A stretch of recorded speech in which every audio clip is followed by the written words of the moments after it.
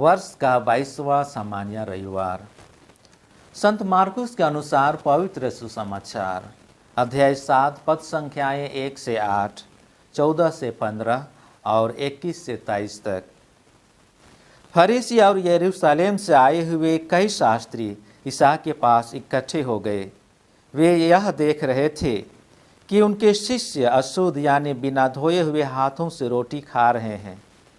पुरखों की परंपरा के अनुसार फरीसी और सभी यहूदी बिना हाथ धोए भोजन नहीं करते।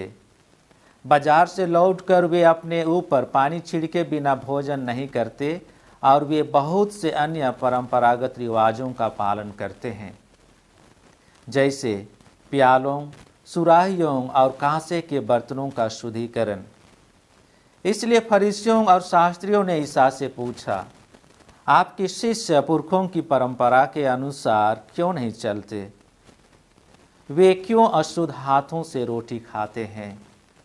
ईसा ने उत्तर दिया, ईसायास ने तुम ढोंगियों के विषय में ठीक ही भविष्यवाणी की है, जैसे कि लिखा है, ये लोग मुख से मेरा आदर करते हैं परंतु इनका हृदय मुझसे दूर है।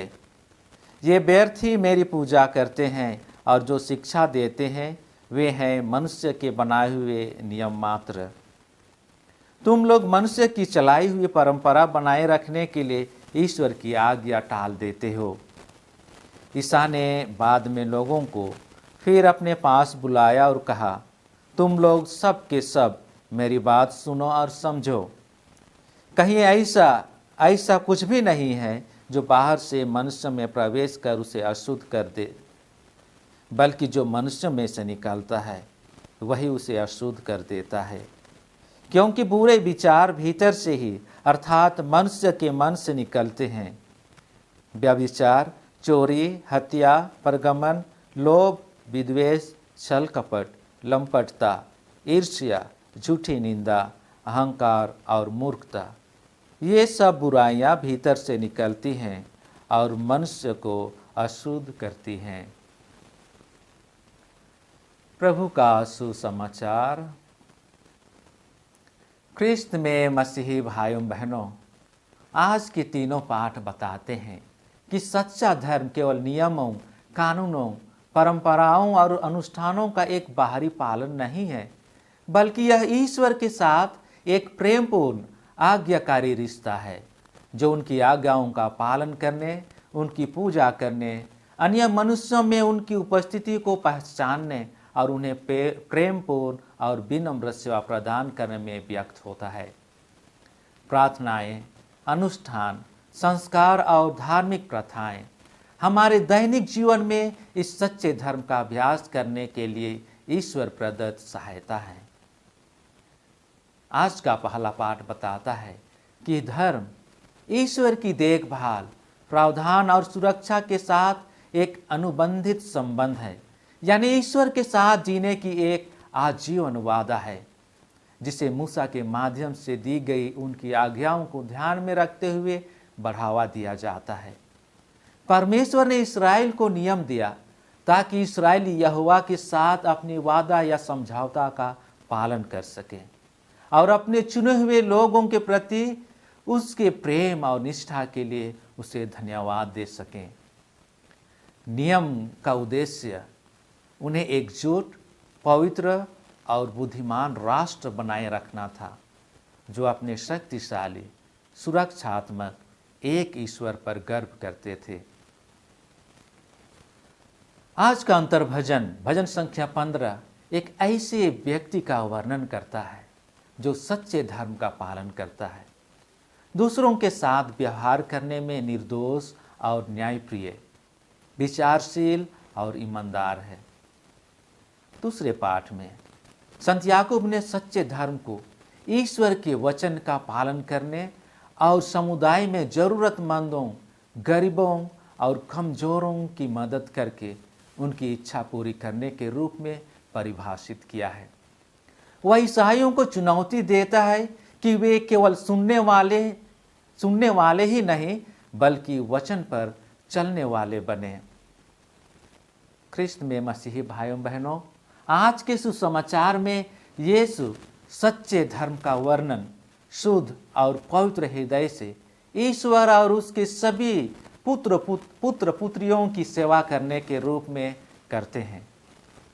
सुसमाचार महासभा के शास्त्रियों और फरीसियों के साथ यीशु की मुठभेड़ की व्याख्या करता है, जिन्हें यीशु के अनूठी विवादास्पद शिक्षाओं का मूल्यांकन करने के लिए भेजा गया था। इन शास्त्रियों और फरीसियों ने यीशु की शिक्षाओं को पुरखों की परंपराओं का खुला उल्लंघन पाया था और यीशु के बोले गए दावों को इस निंदा बताया गया था। उन्होंने यह भी देखा कि यीशु के शिष्यों ने भोजन से पहले आवश्यक रूप से हाथ धोना छोड़ दिया था।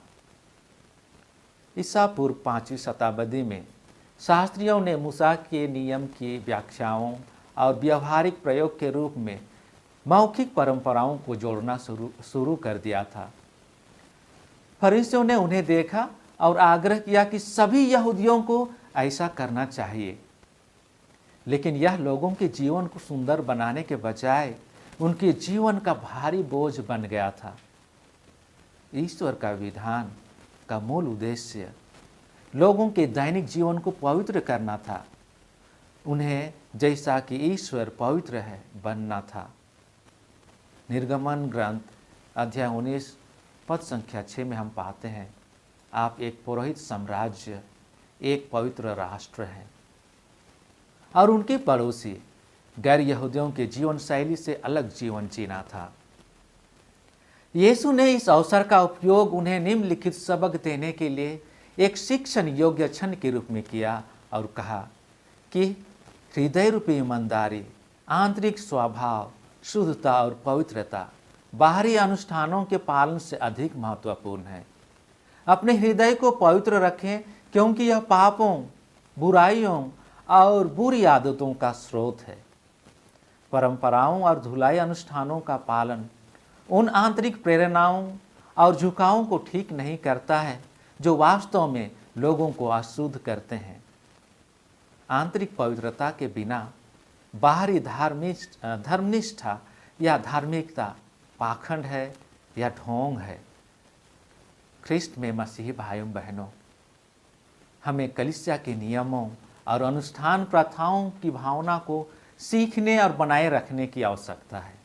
उदाहरण के लिए, हमारे रविवार के दायित्व का उद्देश्य हमें पल्ली समुदाय में ईश्वर की पूजा करने, ईश्वर को अपना जीवन अर्पित करने, अपने पापों के लिए क्षमा मांगने, ईश्वर को उनके आशीर्वाद के लिए धन्यवाद देने और पवित्र यूखरिस्त से दिव्य जीवन और शक्ति प्राप्त करने की अनुमति देना है।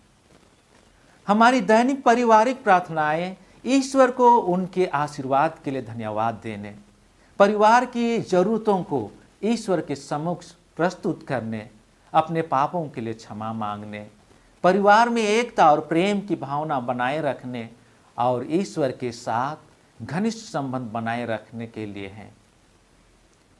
आइए हम ईश्वर का विधान एवं नियम को जानने का प्रयास करें और ईश्वर से प्रार्थना करें ताकि हम ईश्वर के विधान के अनुसार जीवन व्यतीत करने पाएं और आंतरिक रूप से अपने को पवित्र बना सकें, जैसा कि ईश्वर पवित्र है।